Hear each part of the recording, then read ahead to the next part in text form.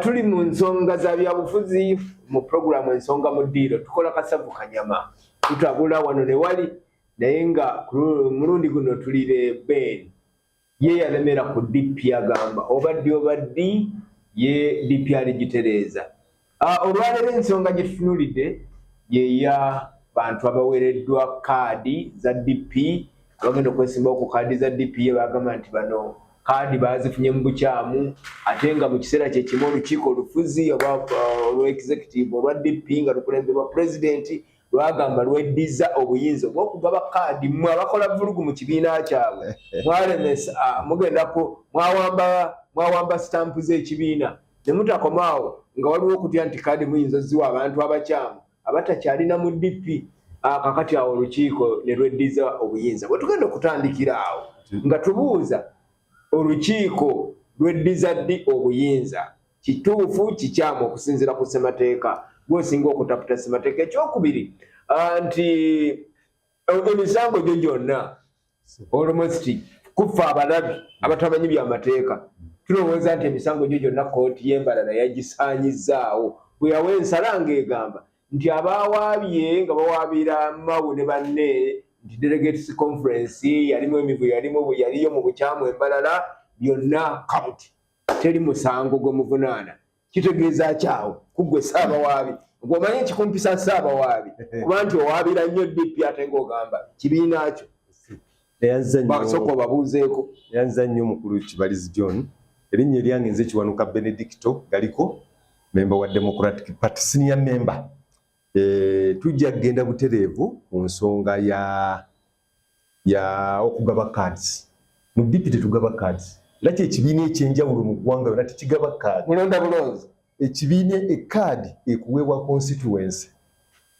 Constituency erina olukiiko lwayo. Era olukiiko lwayo olwo lwe tukola delegates conference ne bakuwa kaadi. Ne lukuwa kaadi. Kakati mu article 69 Article 69 ya ssemateeka wa kataputa mateeka bitoke byebigwa yo gamala dio gasoma uzayo banga kika uzayo myaka 2 mu maaso eso muyizi wa mateeka naye mugataputa agasinga abagamala emyaka 10 kakati Article 69 egamba bweti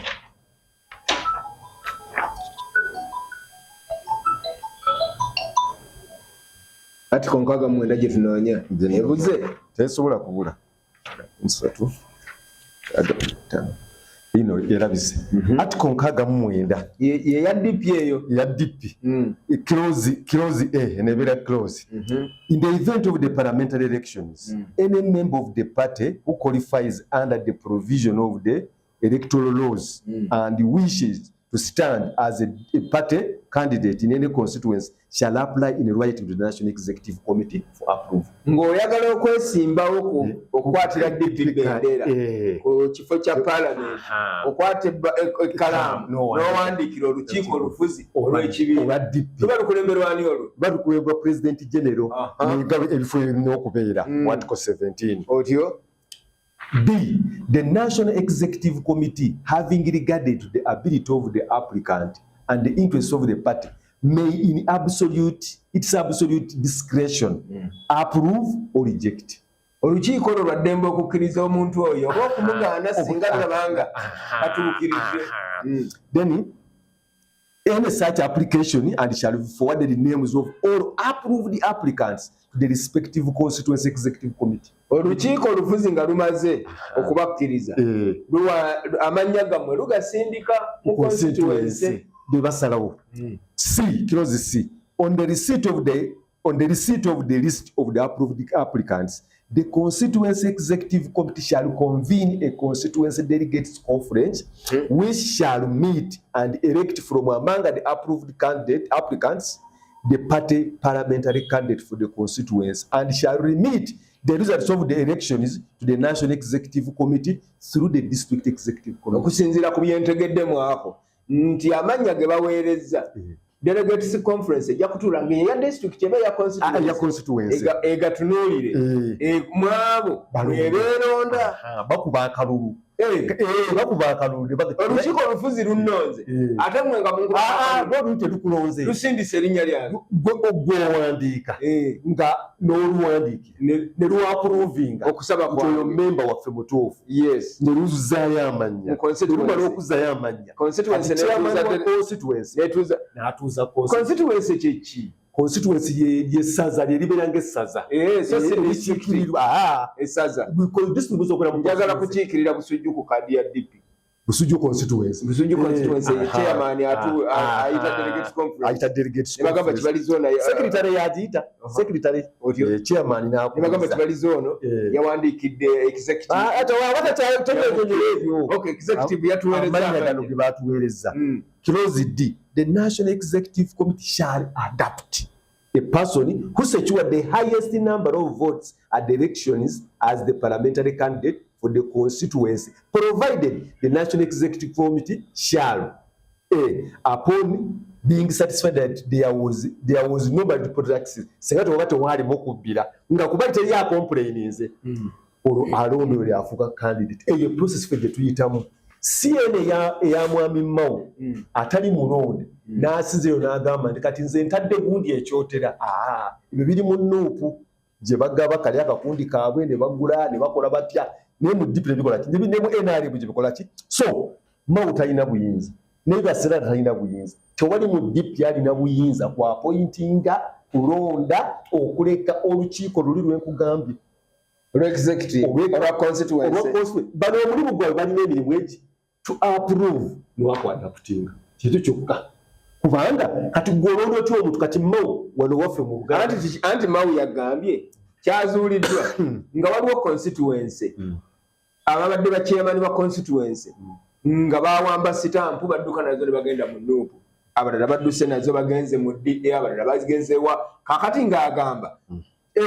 mu kiseera kino constituency obukulembeze bwazo bwe tetubwesiga yensonga lwaki obuyinza twabuziza ku executive kati sooka otapute etteeka singa olukiiko lwa constituency luba lwayiise tulonda tutya omuntu agenda tukwatira olukiiko lwa constituency terusobola kuyiika lubeerako abantu bangi constituency erimu amagombolola amagombolola galimu emiruka abo bonna bammemba omuntu oli bamulipuleesinga nga bayita ku district neke terina buyinza bugenda eno neke ye erindira wano ne approvinga ne disabali tegeka okutegeeza Mao abo bagamba nti bagenze eri yabakwasa stamp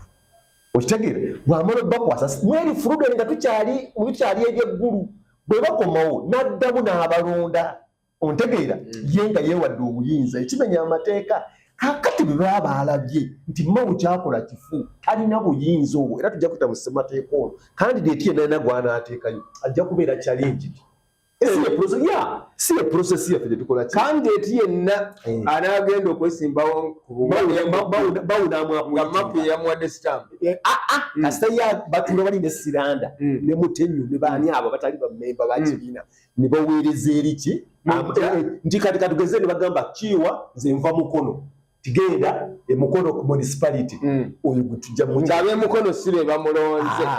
oli bali banno bo basigale nga bakola mulimu gwabwe ekyokubiri nga njagala okumaliza kantu kano kati olaba Mao country wide takyalina support kyova olaba ali ku kitebe kati gwe mubuuze oyo Kayanja bukyala Kayanja simanyi oba kati oba ye mukyala we wa Mao ani kagaba Mukooli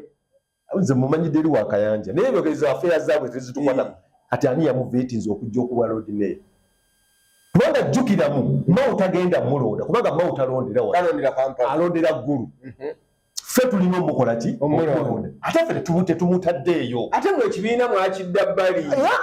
ani kati alina okujja olwaleero nogweyogerako agenda kutongoza manifesto ye ebyatongoza ebyekifemuwagire munnakibiina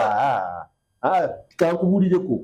ekintu buli lwojja nga weetaddeko weyambazza eddiba lyengo nga lirimu Mao teri asobola kukulonda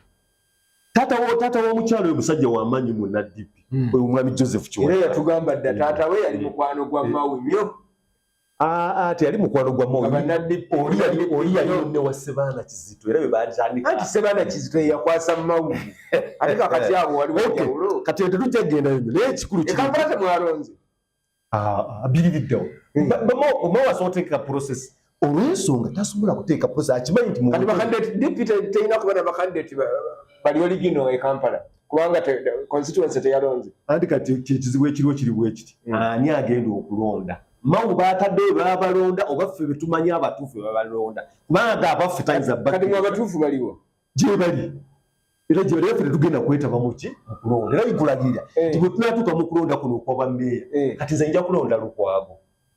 kubanga kati ye opposition yekka gwe tulinawo abalowooza nti muli ba DP batuufu temugenda kwetaba mu kulonda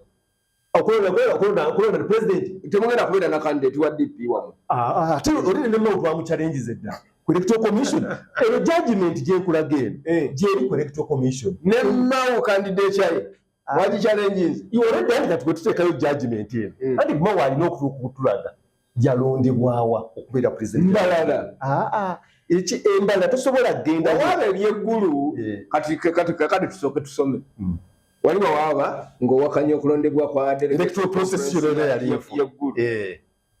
kati tubadde tukyali awo delegates conference endala neetuula tesobola embalala ne bawobeerawo bannadp abagenze mu kooti y'embalala omusango yagambye temuli supu mawu ne banne bagende mu maaso land judge Nshime yakoze mistake oba if not he had a connivance ne mawu okulaba nga wakati mawu kyagamba abantu bano bagende mu appeal organ tetulina bukulembeze bulonde kati appeal organ ogenda jjajjawa ekibiina ekiteese article 79 weeri wano kyebayita appeal organ kyeki appeal organ senga obadde okoseddwa nga National Executive Committee mufunye obutakkaanya nga olwo byetakoze bulungi kubanga kati bw'ojja apiiringa ate be batakoze bulungi kitegeeza balina okuteekawo appeal organ ontegeera ebe ekulirwani ebe okulirwa omuntu era naye alondebwa bulondebwa naye amulonda alina okuba nga mulonde tugirina wano mu article 79 article 79 ekugamba disciplinary and procedures okitegeera kakati wobeerawo n'obutakkaanya naddala mu kawaayiro kano kaddi kawaayiro kaddi kagamba whenever there is any appeal lodged with the Secretary General against the decision of the National Executive Committee in its original jurisdiction, the National Executive Committee shall set up a disciplinary appeal. Disciplinary appeal the executive shall set up a disciplinary appeal board which shall consist of 9 respectable members. DPHI no muntu ali respectable nga ali mawu. Tukibuzo kinene nnyo nti omuntu betwogerako abali respectable batukaba owekitiibwa John Baptist Kawanga owekitiibwa Damiano Lubega abo be bantu abalina okutuula kweya kubanga be balina okugamba mawu so tolonda bambidde olondebwa Mutenyi olondebwa owekitiibwa Mugerwa Kasule abo si babitiibwambidde ageze kwesimbawo mubende muveeko yamanyi kakati kati eno appeal organ erondebwa National Executive Committee ennonde naye jjukira bulungi gweno tukyalina emisa naye teriiwo kati ate neke teriiwo ate oli ogijjawa kati bwenkuba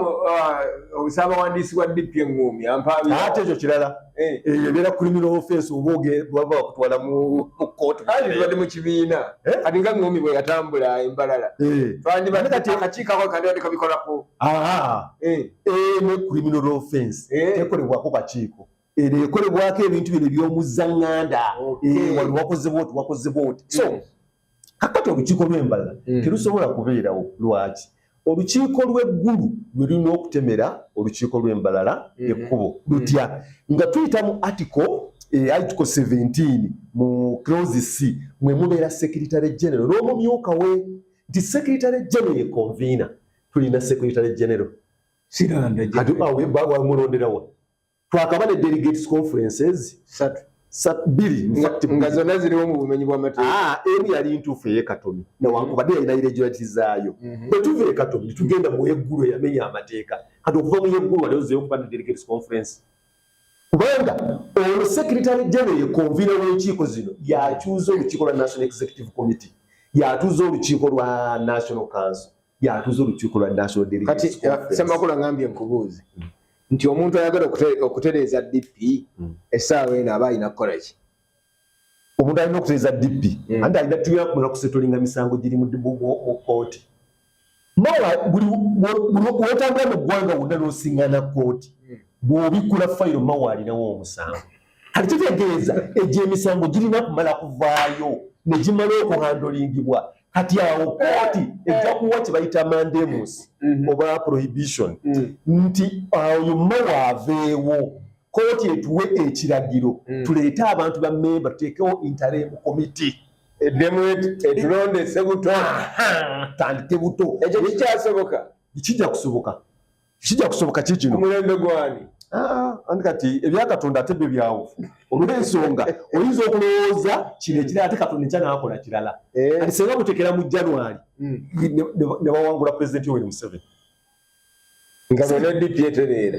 ate olwo byamaze okutereera olw'ensonga kati mawa n'ayimira ate pulezidenti Museveni yagana DP okutereera kati yakola bw'ati ye pulezidenti yaddira mawa n'amukwasa ekitongole ekiramuzi kati bo bakola bibaagala byonna ekyo nakikubuuza dda nti naye lwaki wemalira obudde okuwabira minisita ate nga omuwabira mu kitongole ng'Abaganda be bagamba nti kumi terikyawo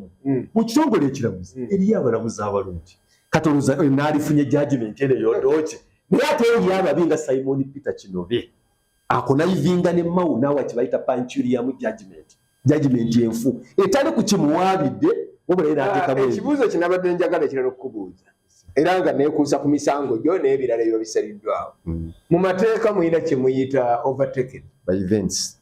emisango gyo gino gyoyogerako egya delegates conference gulu kwata twala tugende tegiri overtaken kati kati ekintu ekiyinza okubeera overtaken by events kyekintu nti senga wawaaba ekintu nga meeting ebeera overtaken by events naye ekintu kye bayita contempt senga ovoola ebiragiro bya kooti tebisobola ku overtaken by events ekintu kasita omulamuzi ono bw'amala okudikiriyalinga ti that process is illegal ne bwe tuli baddife tujja kuvaawo n'abalijja process eyo esigala ng'eri okutuusa ng'ekoze eki ng'etereezeddwa kati kino mawa akimanyi bulungi kyova olaba lwaki obuzanyi abuzanyira mu kooti wamu n'abalamuzi ne balijesitwa olw'ensonga nti omulamuzi Justice Philip Odochi bw'amala okugamba nti olukiiko lw'eggulu lwakolebwa outside the framework of the Democratic Party Constitution n'agamba nti ekikolwa ekyakolwa eggulu ekyokujja ne basoma obusomya amannya nga basinziddeyo bakumalwa oba baali mu bbaala oba baali mu delegates conference bano baleeta bulesi lupapula naye mu meeting bagaserekitingira etali mu bbaala bagaserekitingira eri mu bbaala ne baleeta olupapula oluteketeke ne bawa mutenyu asome so bw'amala okukola ekyo mawu yakitegeera embala naye bakoze batya nzija nja kutuukayo mawu yasoma amateeka naye n'akona manyi waliwo kibayita ekikongo oba okimanyi ekikongo ekyo sakiba nga kyakonye kati ye mawo kati ye mukona mu mateeka yeki obwongo bwe bumugamba nti alina kuzanyira mu kooti yakola atya yateekayo notice of appeal nga takkiriziganya n'Odochi yali akoze eki asazeeyo kyeyakola mu kifo ky'okukwata notice of appeal bagende bagisaavinga ow'ekitiibwa Damian Lubega oba Miss Lubega and Company Advocates Teachers House banoonyanga nze okitegeera nti baagala bansaavinga Damian Lubega yeroyawo yali roya musango oba kaakati ekyaliwo kyali kitya bwe bate obudde bwe bumala okuyita nga tebasaavinze niwayita ennaku 40 mawu n'institutinga n'ayitako n'akonviringa kooti n'instructinga Justice Redmond Mogenyi awe agranting order gye bayita subsidy service etayamba kukiwalinga timelines omulamuzi n'agikola ki n'agigranting omulamuzi oli yali mugezi bw'amala ogigrantinga n'agamba munfoosinze yabiteeka mu buwandiike teyagisayiningira yawandiika biri proceedings bw'amala obiwandiika n'agaana obisayininga n'abawa olwo tebiba bituufu kiba kifuuse kiro kitwala omunaku anti katuwulira yeri bino ne mu kooti g'okyagambayo kitwala omulamuzi Simon Peter Kinobe yasinzidde okugamba guno omusawo ogugenda mu apiiru nti bali balina apiiru yaabwe kati omulamuzi w'embalala tufundikire mbala njagala okumalira wano kati bwe tutuuka wali bwe baleeta eyo gundi eyo gundi gye bagrantingiddwa Monica Mugenyi n'engichallenginga nti erina okuva ku kooti likodi kubanga omulamuzi bw'aba teyagisayiningira kitegeeza kiba kifu kiba kiro kitwala omunaku era n'enteekayo kati bone babayita bateekemu nga barespondent bajje beedifendinge ku ne bagaana kati nga tumaze okuggalawo baleeta ebintu registrar wa court of appeal wayitibwa Worship Allen Lukundo w'embabazi n'areceiving ebintu byabwe n'akukusa n'apiiru yaabwe n'agituusa mu pano y'abalamuzi era kwe kubabuuza nti kati apiiru gye mugamba omusango ogwo mugamba mwambuza Justice Godfrey Kiryagwire bwawulirwa ddi kubanga teguwulirwanga kino kye tuyita conferencing bw'oba togenze ku conferencing bali tebasobola kufuna apiiru eyo ekyokubiri ffe tulina okuteeka mu submission naye kati omusango guli ku pano y'abalamuzi kuli wa Honorable Justice Godfrey Kiryagwire ffe tuteekangamu kulowoozaako kwaffe otegeera so ogwo omusango guliko n'ebbaluwa gye nawandiikira Kanso Songoni yawandiikira omulamuzi oyo ng'amugamba tetusobola kutuuza nkiiko za kibiina anti ogwo omusango agusazeewo either nze ndi mutuufu oba bamma we baki kekugamba okugenda Embalala kati kitegeeza nkubuuza ani yayise delegates conference y'Embalala delegates conference y'Embalala etteeka ligamba mu article 72 alina kubeera secretary general yayita ki delegates conference DPA na secretary general omumanyi omuwaabire eyina omuwaabire si osina muwaabire osina baali bamulonze ddi teeka wakati abantu abaatwala omusango mu kkooti Embalala baamutwalayo baali bamala budde baali bamanyi kiddako omuwa magezi ki kyebaawaaba kyekituufu olaba baagamba olukiiko luli lumenya mateeka ekisooka bwe tuba tugenda mu delegates conference bayita gye bayita national council olwali lumenya amateeka bagenda nabo ne balwetabamu anti ate onasoma engota affidavit nga tubaddeeyo kati bw'oba togenzeyo kati obaze sisobola kusowinga affidavit yonna mu lukiiko lw'Embalala olw'ensonga nti saakyetabwamu ze nkyakitalenjingira eno naye kati gwogera kibaliza ataaliyo oba ataali mu musango gwonna gwali wabi olina okugenda osobole okufuna ground nobwo omulamuzi ajja kugamba gwasoweka affidavit gwani otegeera so kyenjagala okulaga nti omulamuzi oli yakoze errors abantu babeera basatu ng'omwe alina kaadi tekitegeeza kugamba nti abantu abo tebalina kaadi baliwo bajjako ababiri nolekako omwe alina kaadi okitegedde ekyokubiri kaadi y'ekibiina ne bw'oba ogifunye ggulo mwami Kibalizi nojja okyalenjinga ng'ogifunye ng'event endabakola ki kubeerawo kakati omu yaliko ng'alina ki kaadi in fact babiri baaliko nga balina ki kaadi ekirala ekaadi gye boogerako ey'omukyala Byanyima erina president nti nze bwe nagenda mu kkooti era byebintu bibabeeramu abo nga badongoleramu omulamuzi n'abagamba Justice Mike Kerubu yali awulira omusango ogwo kubanga yasooka okuguwulira n'abuuza ono memba wa kibiina oba si memba wa kibiina kubanga yaŋŋamba ku kaadi zonna ze nalina ayagalako kaadi gye nafuna 1999 n'abuuza ono memba wa kibiina oba ne basika otegedde era n'ateekawo president memba w'ekibiina kasita ofuna kaadi neoli yagifuna mu 6 neyagifuna mu 5 ng'ekibiina kitandika 5 era ajja n'achallenge mbadde nga anti amateeka omanyawo wegabuliza wafuna kaadi ya DP mu 9 2000 tewaddayo kuliniyowinga kubanga ssemateeka w'ekibiina buli okusinziira ffe tetulini walinga buli ffe tukola wagifuna byaggwa olwo obeera memba wa kibiina era wabula etteeka likugamba okuwa gye bayita subscription editaminingibwa National Executive Committee kakati eyo oba togiwadde togiwadde nga waliwo obukulembeze kati nga bwali bwa Dr. Semogere ne Sebaana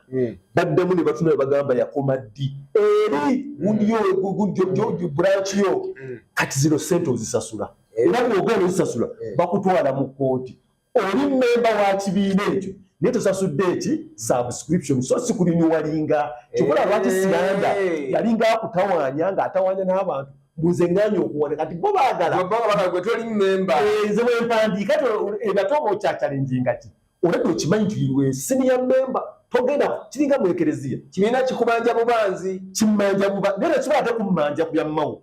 ate baliwo mu mateeka tebasobola kummanja kati njagala okuzaayo eri Embalala kati Embalala grounds zaali 3 yagamba nti waliwo nga tebalina ki membership ekyokubiri n'agamba internal organize ekibiina nti baazibuuka ezitakyakola nanyenda zitaliiyo ekyokusatu n'agamba baawaaba obudde bukoze eki bwe bubadde bwa mmawo baabireeta mu kkooti n'embikuba nga bagamba twabasaavinze leeti twakoze batyo obulamuzi n'abagamba nedda bibino era biri mu lulingi eno abiteekamu kati obwo obubadde bwa mmawo obubadde bwe bakuzannya kyogamba ne bali tebalinayo ground basobola kuleeta gye bayita point of law mu mateeka wabula ekyo si member simanyi nti yaganye okulaba internal organize nze bwe ndalaba internal organize bakola kubanga okusinziira ku ssemateeka wa DP nga tonnagenda mu kooti z'amateeka olina kusooka kwesootingira eno naye ate okusinziira ku kyonnyodde ne gye mwandibadde mwesootingira tebaliiyo n'ekyokubiri kati nze nakikola Mutenyu ne Siranda ne bakuba affidavit eno affidavit yakubibwanga ennaku z'omwezi 7 December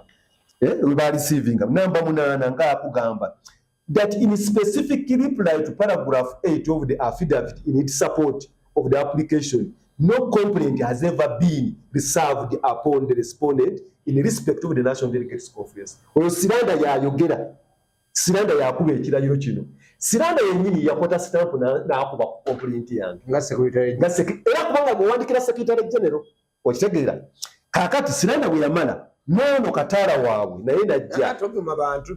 tobalengeza basajja bakulu gamba nono omukungu waabwe si mukungu mu DPC mumanyinga mukungu that no notice of intention to sue has ever been served upon us mwami Mutenyu yakola ki yabirabako yetabirabangako namuno mweri okitegedde Honorable Gerald Siranda agikola ki agistampingako era nagitwalibwa Justice Mike Erugu ne Justice Philip Odochi ne bagiraba kyava dda agamba bwatu wano njagadde nkakusomere mu judgment mu paragraph 20 on whether the applicant exhausted the existing remedies available within the public body or under the law. Article 9 of the Democratic Party Constitution, which was availed to the court by the parties, gives us a party member the right to appeal against any decision taken against him to the National Executive Committee or any appropriate appeal organ of the party. In his paragraph 8 of the affidavit in support of the application, the applicant stated that he logged a complaint to the office of the Secretary General, but no action was taken to address the irregularities. In the respondent did not rebut this averment. The respondent is presumed to have accepted this averment. I therefore find that the applicant exhausted the existing remedies available with the respondent. Hakitegeeza ati bobe Ghana netuza ate kwegana stamp ne kubigwa ko Secretary General yennyini bwamala kikola ekyo omulamuzi n'agamba bano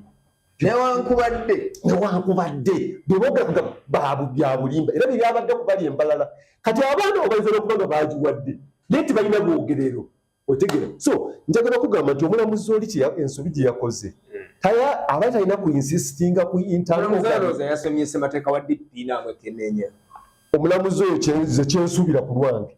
DP teyasomye ssemateeka naye yabadde n'okuwuliziganya okw'amaanyi ennyo ne ba superior judges ne Honorable Robert Mao bo asindike bano ebo kintu ekitakola ki ekitaliiwo kino kiri mu bbanga kati ekyo kyawuli kyetaganga ffe ku kinnyonnyola okitegeera era nkimanyi ne kkooti endala ezigenda okudda kongera kuwa assistance eri abantu abali mu kkooti kubanga kati mmanyi ku Mande eri omusango wa Honorable Sebamala era naye nja kugenda bakuyite nze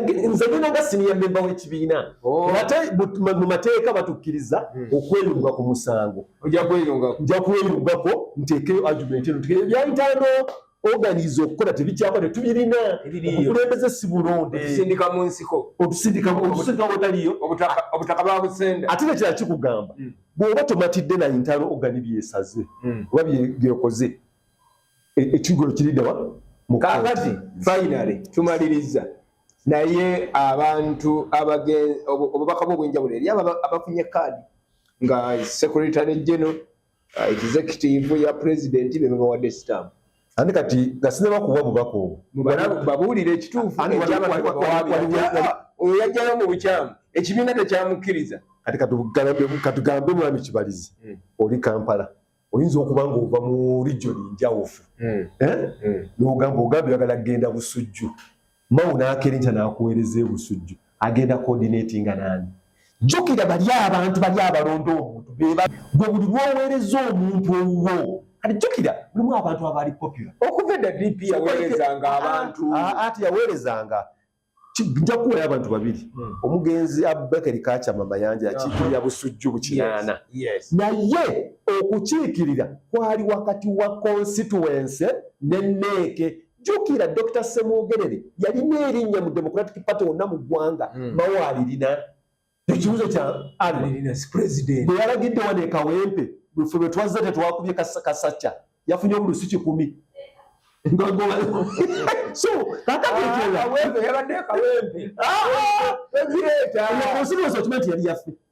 era yakiikirirwa nnyo Latifu Sebagala mwene eddala ng'ekiikirirwa Sebulibwa Mutumba okireba nti constituency abantu baffe gye bali naye abantu baffe bawulira ffe Sebulibwa Mutumba lulibwe yakajjaamu tekamumyula naye yabeerawo ebbanga ddene yasooka ku bwayo Lusifiri n'amala n'agenda oba ebisanja kumpi bina mbadde ekyayagala okugamba waliwo omwe bamuyita Apportionment Mulema yava Kyotera ne bamuleeta eri ewaffe ekyaggwe ye Buvuma naye ekimutwalayo waliwo era ensonga bawuliziganya n'olukiiko olufuzi waliwo okuwuliziganya n'obulagazi naye era process erinnya eyitibwamu erinnya eryo nekkiriza kubanga be bagenda omunoonyeza akalulu naye kati abo mbasaasidde nti olunaku Mao lwagenda okukeera abawe kaadi kwe kugwa kwabwe era mugenda obawaabire nebaba tebawabidde kati njagala ombuulire njagala onombereyo olungambe nti Mao agenda kusinziira wano agambe genda olonde gundi bamulonde nze genda bampe kaadi ngende ogudde era bulwano omuntu yenna alondeddwa Mao agenda kubeera nga yasimba kagala mukyala kalampira mukozesa finindo olaba ono mukyala we kwalese alese road mayor banayabeeramu 6 ajja kubeera wa 6 bwe banayabeeramu 5 ajja kubeera wa 5 kati namala ate mumuwabire nti fulaga yagifuna mu bukyamu n'abala baana abakozi kijja kuba kunnaanya njala okutegeezaako Mao kino kyayagadde otukolera otumalirako ssente olw'ensonga akimanyi bino byonna byakola bya bumenyi bw'amateeka ate buli lwogenda mu kkooti kitegeeza ssente mu mateeka ga ssenteokuliyirira ekibiina tekisoboka tekigenda ye alina okuyiririra ffe olw'ensonga tuna bino Mao tabimanyi newankubadde obubaka obw'enjawulo eri banna biweddeyo so nze nsaba bammemba b'ekibiina kya Democratic Party abantu baffe bo be baleese abantu baffe bali abantu abali kubanga tulina zino local councils tezapprovingibwa NEC wabuli ebeera district bwe batone constituency okiraba ne bazzaayo abo abantu babalonde kubanga be babeereetedde Honorable Robert Mao ne Honorable Gerald Sirambi ne bannaabwe be banaleeta nga si mwe mubaleese temubalonda okitegedde bagwire ddala ekintu kyaffe bakikole ki bakiveemu chances eziriwo nti Honorable Robert Mao ekibiina yakizza ku headquarter ng'oliraako okuva mu 2019 njagala ombulyeko wano obuwiddeko wanga agenze n'akuba olukiiko atambudde wano omusajja kati ye Bushenyi DPA yakayakana naye nga inayo bakansala 5 bali ku lukiiko katusooke tukole bwe tuti senga President Yoweri Museveni kubanga NRM esinga mu Western si bwe kiri senga alemererwa okwadressinga bammemba be mu Western aba akyalina value kubanga eriyo stronghold ya NRM otegere kakati stronghold ya DP eri wano era n'enyinya akikola ki akyogera tosobola kukolagana n'abawano tosobola mu abawano nakoze na interview n'agamba mu abawano ebintu bya DP mu bira bakifuula nnengeka bitwale gye babitegeera ate ne gye babitegeera waluwa ate gye babitegeera bamukubye yabadde ayogera omolo bamukubye ndoza Uganda naye yamukubira bagamba mwe mwabipanze wamme by'obufuzi bwe bityo tubadde tubabuulira mmwe abali eyo abeeteekateeka okwesimbawo naddala abawagizi b'ekibiina kya DP genda ng'omanyi ebirungi n'ebibi we biyimiridde. Ssemateeka naawe mwesomere, tolinga bano kutaputira, bano bataputamu bibayamba, wajja wano abikkulawo akamuyamba okuyimirizaawo ekisango kye. Twebale nnyo muli ku